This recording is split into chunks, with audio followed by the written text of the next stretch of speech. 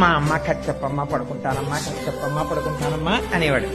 ఏం కథ చెప్తాన్రా అని పడుకోబెట్టి ఉయ్యాల ఊపుతో, పూర్వం ఇక్ష్వాకు వంశంలో దశరథ మహారాజు గారు ఉండేవారు, ఓ ఆయనకి 9 కుమారులు, ఓ పెద్ద కొడుకు రామచంద్రమూర్తి మహాధర్మాత్ముడు, ఓ అని ఇలా కళ్ళు పడుతుండేవి. అమ్మయ్య పడుకుంటున్నాడు అనుకునేది. ఆ రామచంద్రమూర్తి తండ్రిని సత్యవాక్యమునందు నిలబెట్టడం కోసమని 14 సంవత్సరముల అరణ్యవాసానికి వెళ్ళాడు. ఓ అన్నప్పుడల్లా గుర్తెట్టుకోండి, కృష్ణుడు అంటున్నాడు ఓ అని.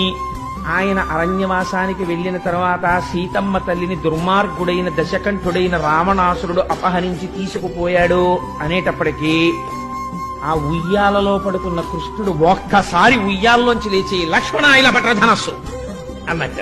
ఎక్కడికి పోతుంది తత్వం? కిందటి జన్మలో రాముడు ఆయనే. అందుకని ఉలిక్కి పడిందిట యశోద. ఏమిటి వీడికి ఈ కథ ఇక్కడ వరకు చెప్పిన తర్వాత ధనస్సు పట్టమంటాడు ఏమిటని.